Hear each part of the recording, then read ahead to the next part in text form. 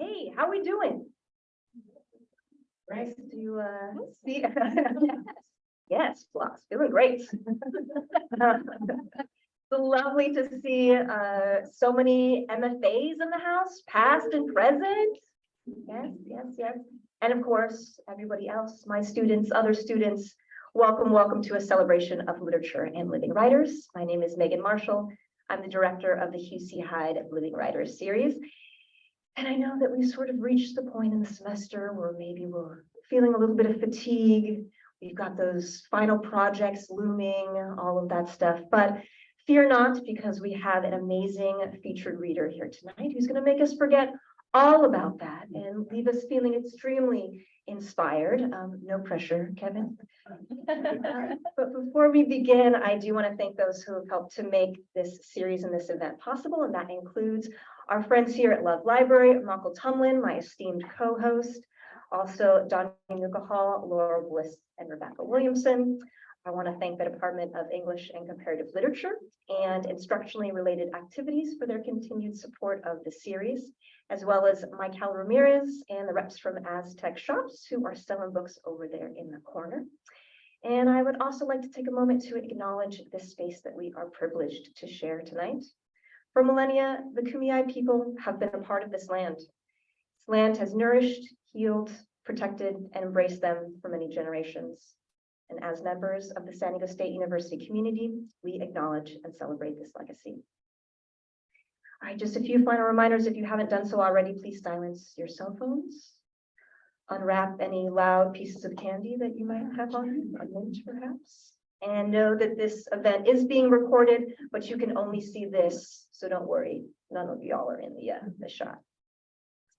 Without further ado, it's my pleasure to introduce tonight's featured reader. Kevin Prufer is an award-winning poet, editor, and scholar. He's the author of several books of poetry, including The Art of Fiction, How He Loved Them, Churches, In a Beautiful Country, and National Anthem, all from four-way books. His newest poetry collection, The Fears, is forthcoming from Copper Canyon Press, and I would like to add that a special excerpt of this collection featuring new poems such as The Cities, the Armies, and A History of My Schooling opens the 25th anniversary edition of our very own literary journal, Poetry International, which we will be, yes, celebrating on the 30th. So when you come back from break, make sure to show up on that Wednesday. And Kevin Prufer's poems actually inspired the theme of the anniversary edition, which is Poets and Cities. Prufer has also edited several volumes of poetry, including New European Poets with Wayne Miller, Literary Publishing in the 21st Century with Wayne Miller and Travis Kurowski, and Into English, Poems, Translations, and Commentaries with Martha Collins. With Wayne Miller and Martin Rock, Prufer directs the Unsung Masters Series, which is a book series devoted to bringing the work of great but little-known authors to new generations of readers. Among Prufer's awards and honors are Pushcart Prizes, Best American Poetry Selections, numerous awards from the Poetry Society of America, and the poetry collection, How He Loved Them, was longlisted for the 2019 Pulitzer Prize, NBD, and received the Julie Sook Award for the Best Poetry Book of 2018 from the American Literary Press. He's a professor to some very lucky students in the creative writing program at the University of Houston and the low-residency MFA at Lesley University. When prompted on the why of poetry, our recently appointed U.S. Poet Laureate, Ada Limon, mused, "One of the many things I love about poetry is that it's slippery. It can move between worlds. It doesn't have to offer clarity or hope or vision. It only has to make us pay attention to the world." Kevin Prufer's extraordinary body of work does just this. It asks us to pay attention. Lauded by critics as poetry at full boil, wildly inventive, startling, elegant, and phenomenal in both senses of the word, Prufer's uniquely braided poetic renderings move between worlds and perspectives. In the space of a Prufer poem, we are at once in memory, in history, in nature, and then perhaps in a current stopped moment where the speaker considers Google, a fiction that returns to its disciples, facts. or in a frightening American tale in which increasingly scholars saw cultural ideas as a kind of virus too. The idea was to keep some people from polluting our country. The removal of some facilitated the well-being of those who deserved to stay. Their shapes stand out before the clarifying flames. Make ash of them. Are you paying attention yet? Though Prufer's work might be slippery in its movement between moments, it does offer both vision and hope. It reminds us of one of the many reasons we turn to poetry, to make tangible the ineffable. So please join me and welcome me, Kevin Prufer.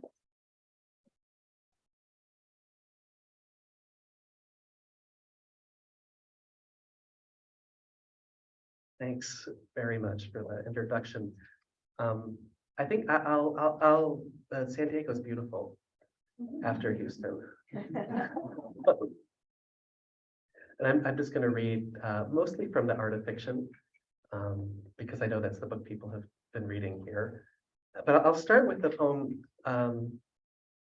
Maybe I'll slip in a couple poems from this book that's coming out in a year or so, called The Fears, which is a book about fear. So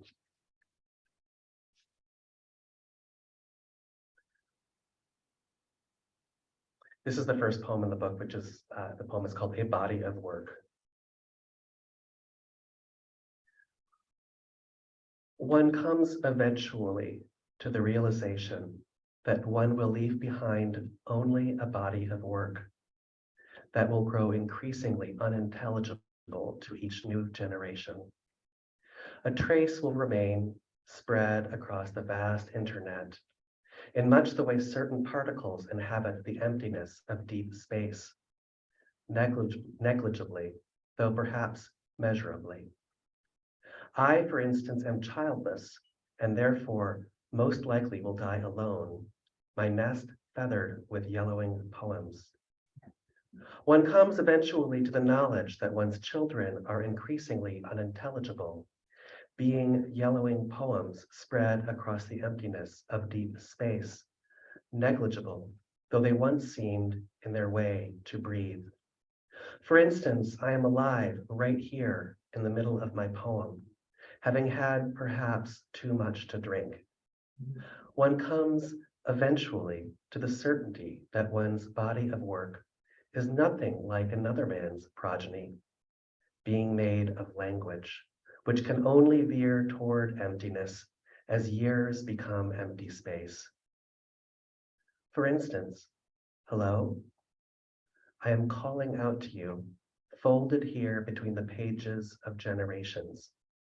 You don't know me, but once I was particulate and alive. Now what am I?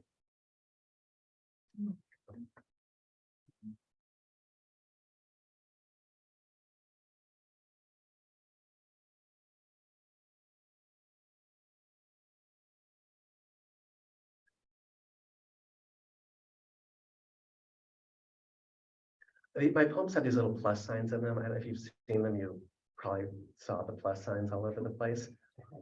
And I had this idea that that each section was sort of in addition to the previous section. So, and then there's like an imaginary equal sign at the end of every poem, which is where you go, what did that mean?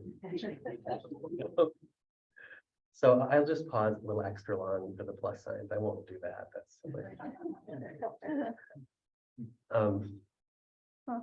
this is, I mean, I can't really write about myself, but this poem began with this little bit of truth, which is that my brother and I really did once burn a field down by throwing fireworks into this dry field. And they really do burn in a circle, like the circle gets wide, larger and larger. I guess on a windless day, maybe on a windy day, it would burn in an oval. Anyway, this poem is called Fireworks. He believed that great literature was elastic, and by this he meant that it shaped itself to the concerns of each new generation of readers. Homer, he often said, is elastic. We cannot read him as Greeks, so we read him as ourselves and find in him exactly what we are looking for. Shakespeare, elastic. Milton, etc. You're going to do it, you said. And I said, of course I'm going to do it.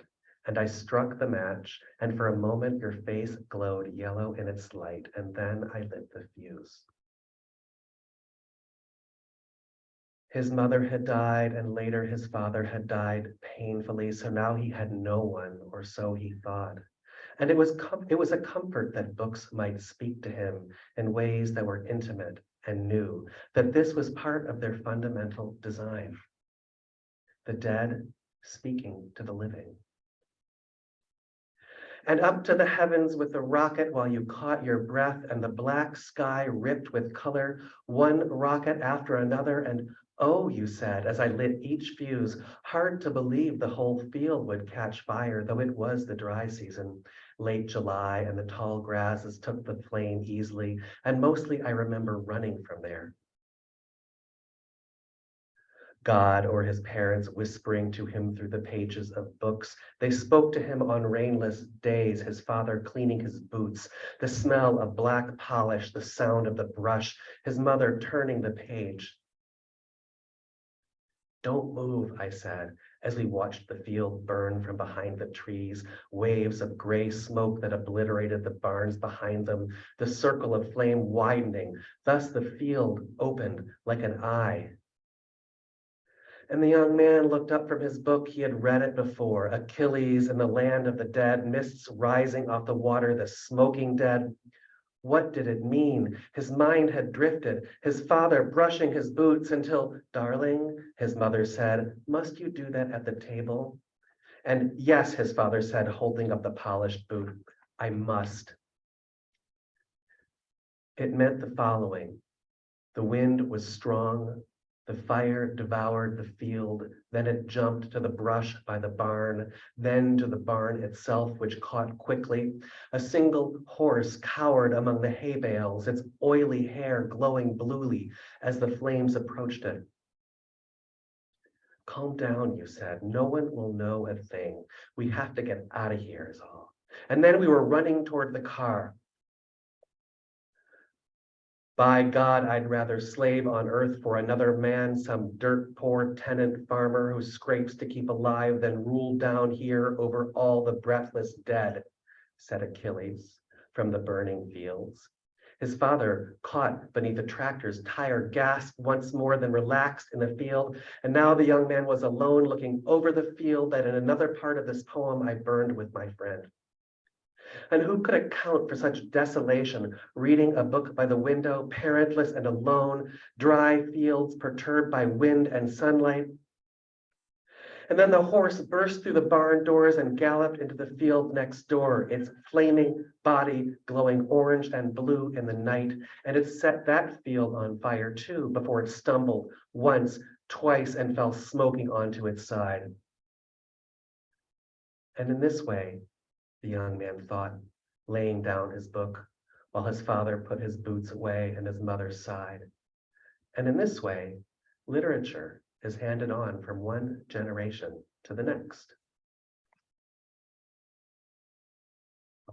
Shorter, right?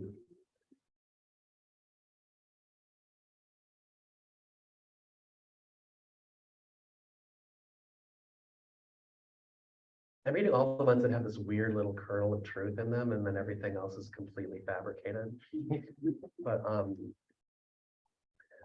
my dad was an archaeologist, and he didn't like the lab that the university gave him. So he moved everything to our basement, which meant that we had these shelves of human remains in the basement, like skulls. I remember these shelves of skulls, like floor to ceiling, and one of them had a little hole in it. That I, invented, who wouldn't invent a story for that? But, I know now, it was like 1970s. So, it was wrong to do that. But when I was 7 or 8, I didn't think about those things. It just seemed like one of those cool things we had in our basement. So this poem is called Archaeology. I went to the basement where my father kept his skulls. I stood before the metal utility shelves, skulls to the ceiling. I looked into the eye holes. I looked into a cranium's tomahawk hole. Down there, it was nothing but his lab. I held those skulls like empty pots. What did I know about Indian pots? Some days we went to the bars. I swung my legs from the bar stool and drank my Coke. Some days he dug the fields. Then it was skulls in the sink, skulls in the drying rack. The fields are full of skulls. You have to know where the plow turns them up. What did I know then about digging the dark inside the eye holes? He wrote his notes on them in indelible ink. 2.7 pounds, 2.5. The fields are full of pots. It's true, he told me, packing his shovel into the Volkswagen. What did I know about Indians? He kept a lab in our basement because the university was too cheap. I went to the basement where he kept his skulls. I looked into their eye holes. I loved their weight, but what did I know? When I lay in bed, they glowed down there. It was many years ago. I closed my eyes and the skulls talked in the basement. Indian pots, teeth, the noise of sex from his room. At the bars, farmers told him what their plows turned up. I drank my Cokes, cheap university without a decent lab. The skulls spoke a language no one knew. Look at this, my father said, rinsing another one in the sink. This one took a bullet to the head. History then was silence.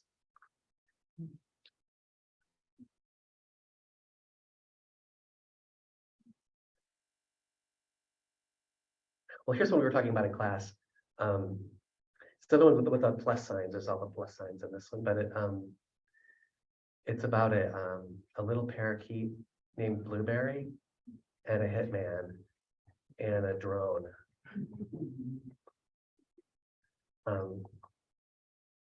It's just called Blueberry. Blueberry. She wanted to play with the blue parakeet, so she cupped it in her hands, then let it perch on her index finger until her father said the bird was tired, dear. It gets tired, it's just a little thing. So she made it rest an hour and then took it out again, letting it balance on her shoulder. Sometimes it tried to fly, but its wings had been clipped. So it fluttered to the floor and hid under the table until she lifted it again, stroking its head while her father said, it's late now. The bird needs to sleep, and so do you. The bird would survive a week. It is wonderful to be in love, said the drone to its target. But the target was talking to his daughter.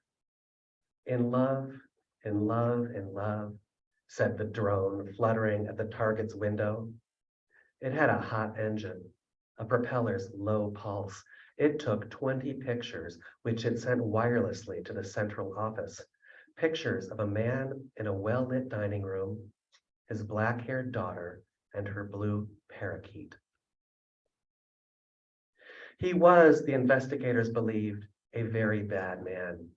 So they observed him with the attention of a lover.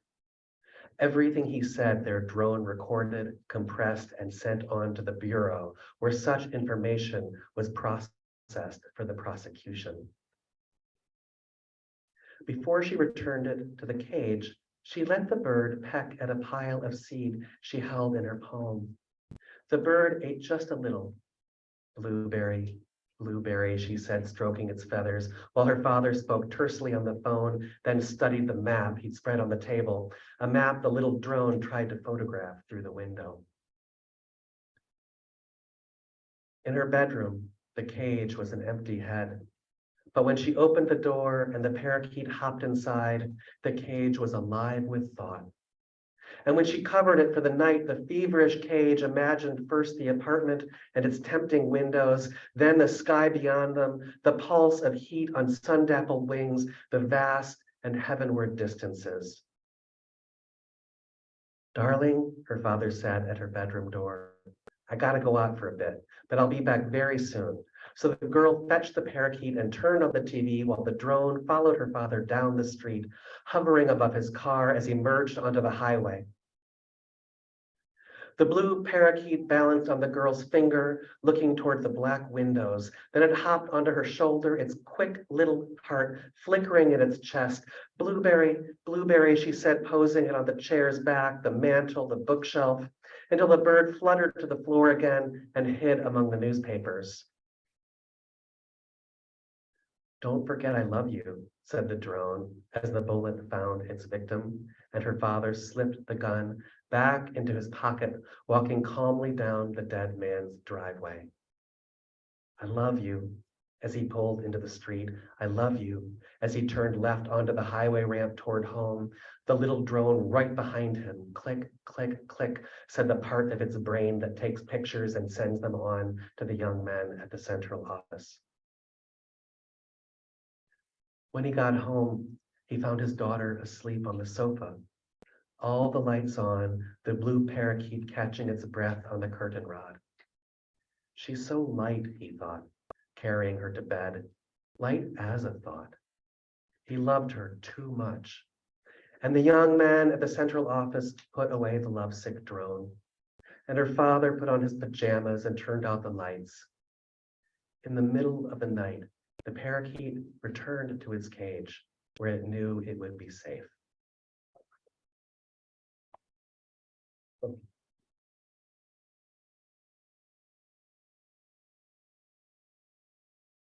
gonna stick with the kernel of truths.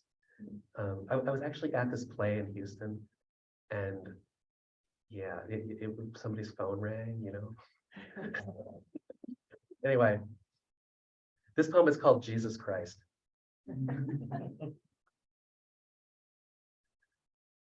Jesus Christ. Just at that point in the play, when the dying young woman looked into her father's eyes, ready to tell him the truth they both already knew about the things her dead mother had done to her. Just at that moment of intimate silence and perhaps even understanding, after decades of pain, avoidance, and constricted glances over holiday dinners, just then someone's cell phone rang. The actors played right through the ruined moment, while some of us in the audience turned, and the cell phone kept singing into the air. I'm sure a few of us imagined a hapless woman rooting through her purse, desperate to turn the thing off. Where was it among the Kleenex and sunglasses? Where was it? But when the phone finally stopped ringing, we all heard not the continuation of the scene, but a man's voice among us saying, "Look, I can't talk right now. I'm at a play. Yeah, a play. I'll call you back, okay?" And at this point, the dying young woman got out of the hospital bed and said to the audience, "For Christ's sake, we're working up here." And we all burst into applause and boos until the usher escorted someone I could barely see, a silhouette, someone in a wheelchair, right out the back of the theater. That play was one of many we saw that last happy summer, and the dying woman's scripted anger, the sadness of unpleasant families were as ephemeral as water splashed on a hot sidewalk. Then I was at your funeral, and the minister had just asked us to bow our heads in silent contemplation of you, of all you meant to us, of your many kindnesses before your death made a hash of those memories. And in that moment of silence, from somewhere in the back of the chapel, a cell phone rang and rang. Many of us turned around in our pews. It was surely somewhere by the heavy wooden doors where all of us had hung our winter coats. And the sound filled the chapel the way light fills a hospital room when, in the morning, the curtains are thrown back. Then that memory of you beside me in the dark theater. Jesus Christ, you'd said, twisting around in your seat, peering toward the back rows while the cell phone sang into the great blackness. Jesus Christ, all that humanity catching its breath at the enormous theater. And now it was you on the stage, reclining in your fine blue suit. And the minister looked uncomfortable in his high pulpit, and no one said anything at all. The cell phone rang twice more, and then abruptly hushed.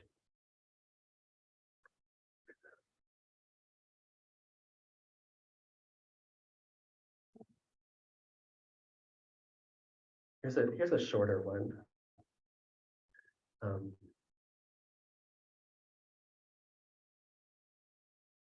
takes place in Houston, where we have these herons all over the place, on the street corners. They sort of come down from the muffler shops.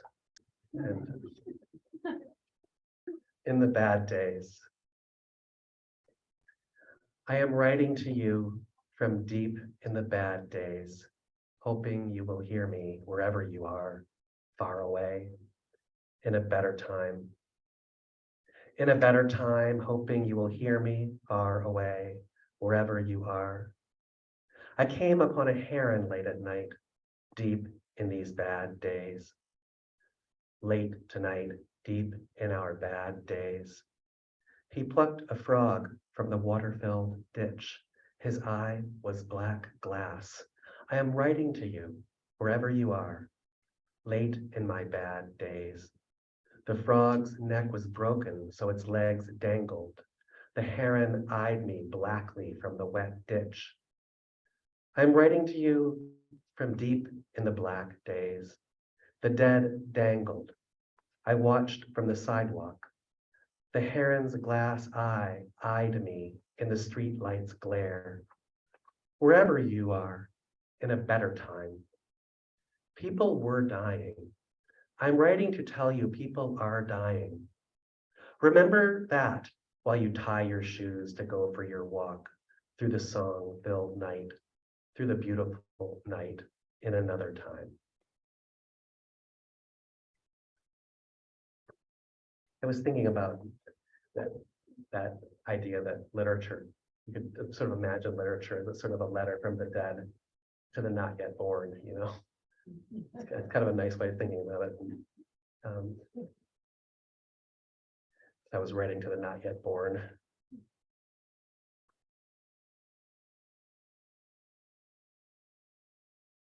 Maybe I'll read this really disturbing one. There's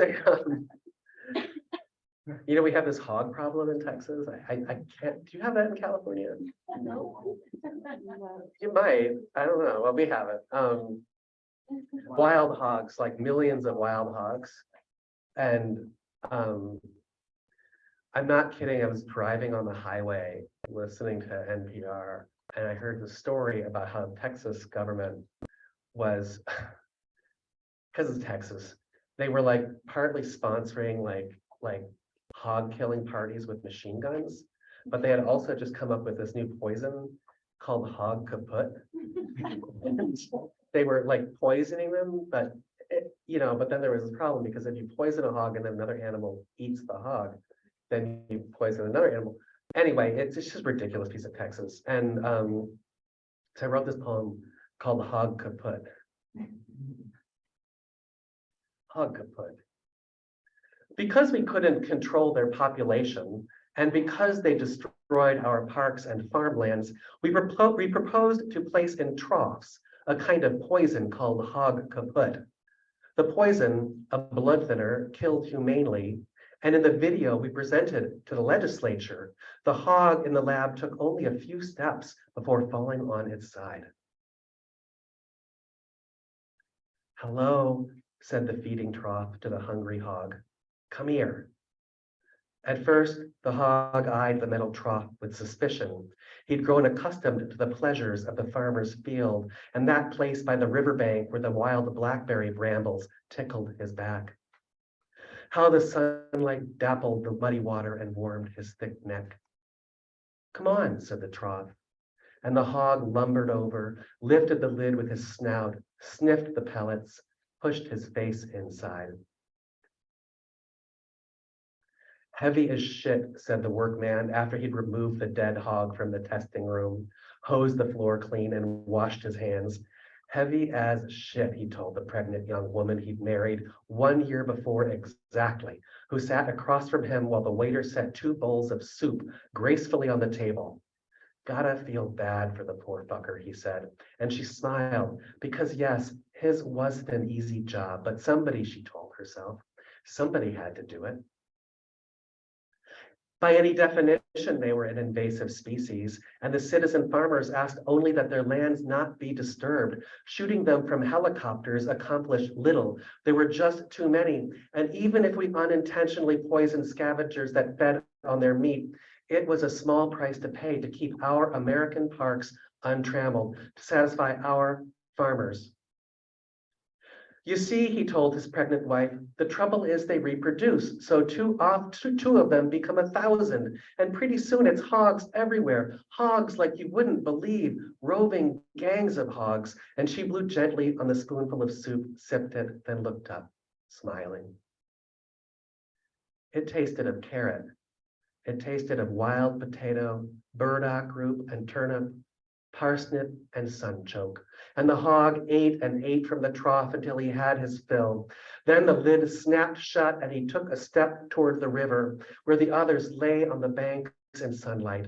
And from the corners of his eyes, a delightful sparkling, a kind of flicker, 1,000 fireflies crowding his vision, beautiful really.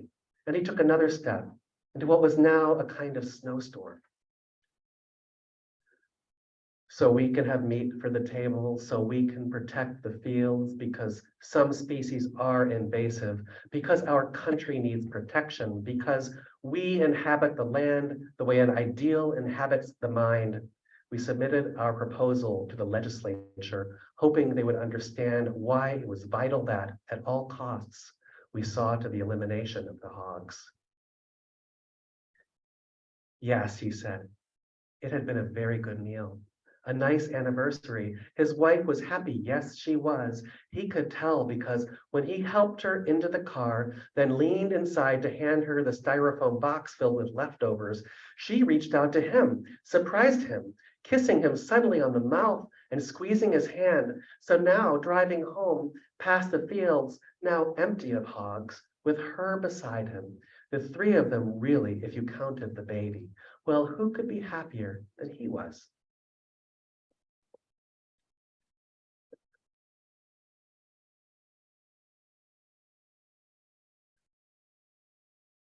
I'll read like maybe 3 more. That hits about 40 minutes. Okay. I'm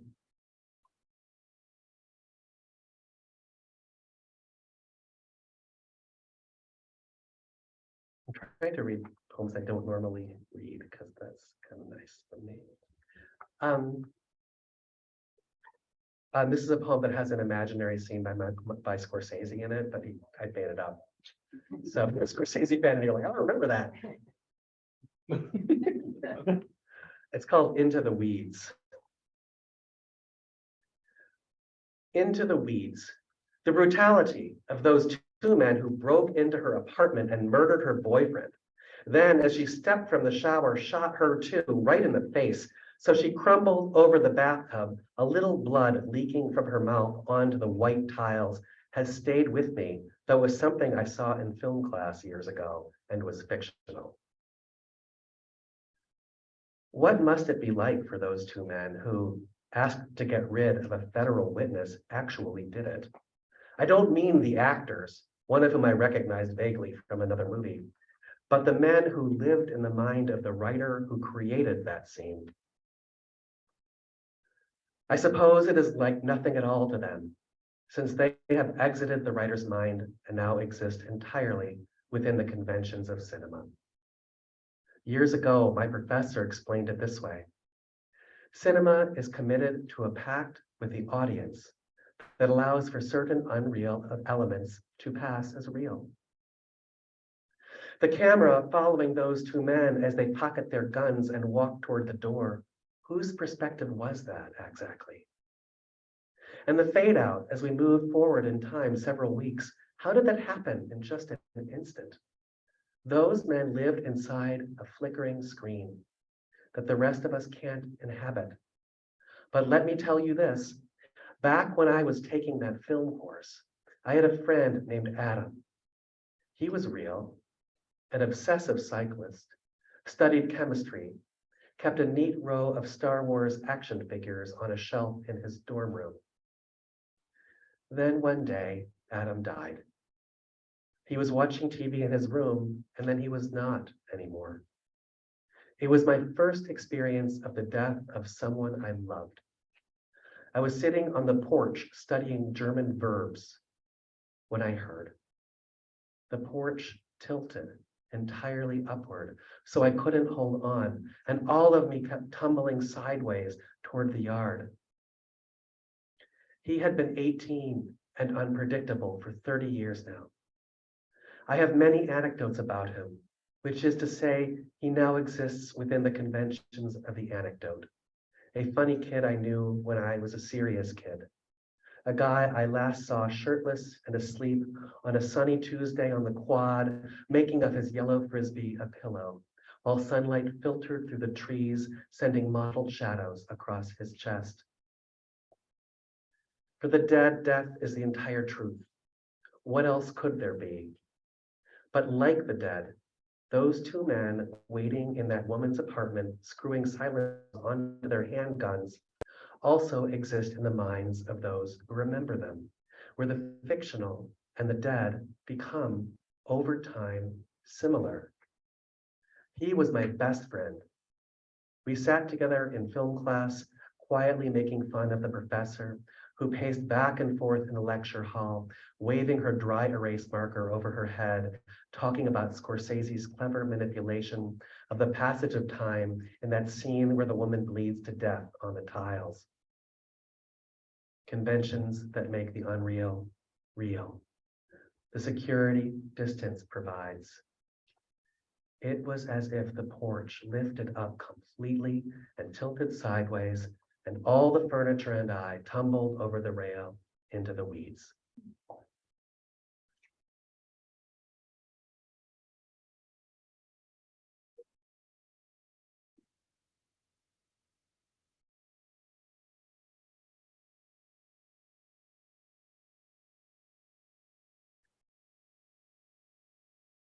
Try to read something a little less horrifying. Well, we had an election. I'll read this poem called I Have Voted. This is a little short one. And I have voted. The dogs tipped the garbage and the meat spilled out. The larger dog sniffed it. The smaller stood to the side and growled. The meat quivered on the floor. I'd kept it too long. It was slick and fat. It had expired. All this while, I stood in line. And then the voting machine glowed greenly. Yes, yes, yes, I told it. While the large dog licked the meat, lifted it gingerly with its mouth, dropped it wetly to the floor. And America, I said, walking home from the high school gymnasium, I love you. I am your son, and I have voted. While the two dogs circled the mess, growling, oh, my beautiful country. A bolt gun reduces an animal instantly to unconsciousness. No pain, says the handbook called Bolt Stunning Techniques for Cattle. Draw an X from the tops of the eyes to the tips of the horns. The bolt goes in there, gently, right into the skull. And then we have meat for the family, for the country, for the dogs to circle. I am always proud to cast my ballot, my information into the nation's stunned skull. That meat had a suspicious smell. The little dog wouldn't stop yipping, but the larger dog had the fat pink thing in its jaws.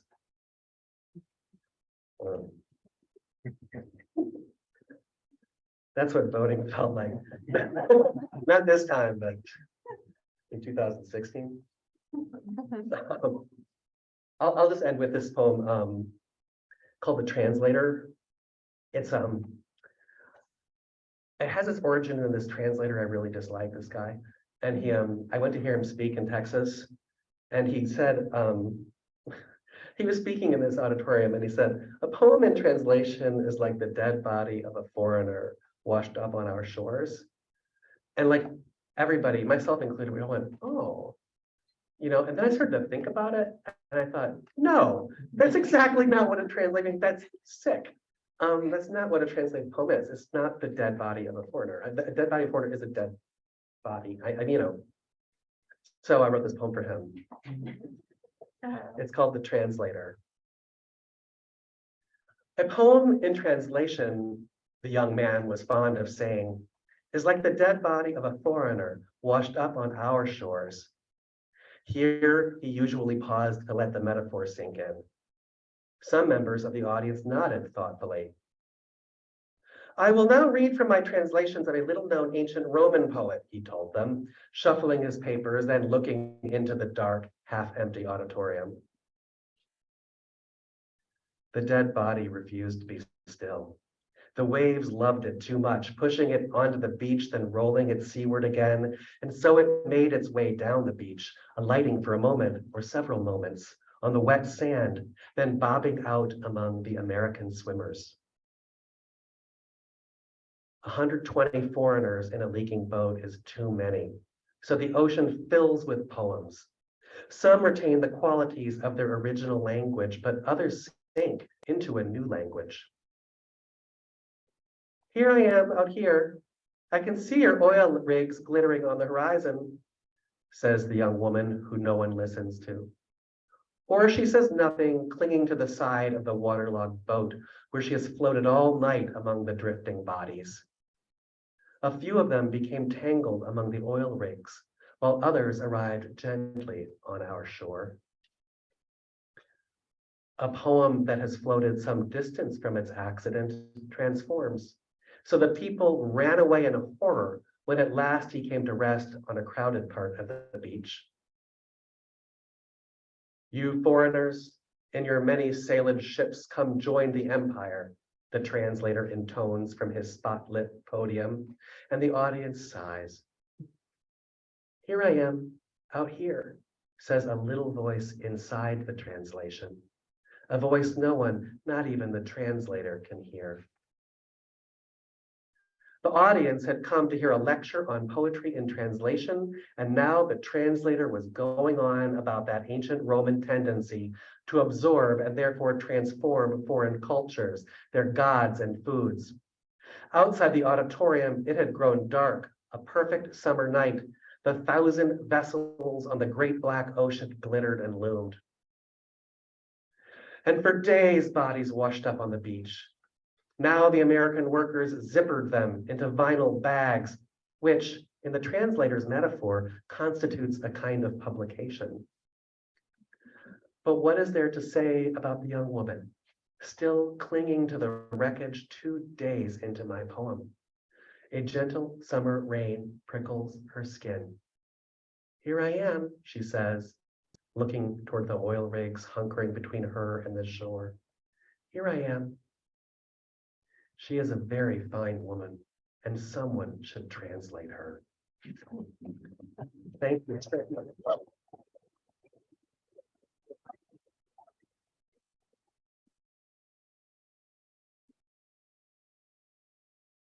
Now we are for sure paying attention. Put another round of applause for Kevin.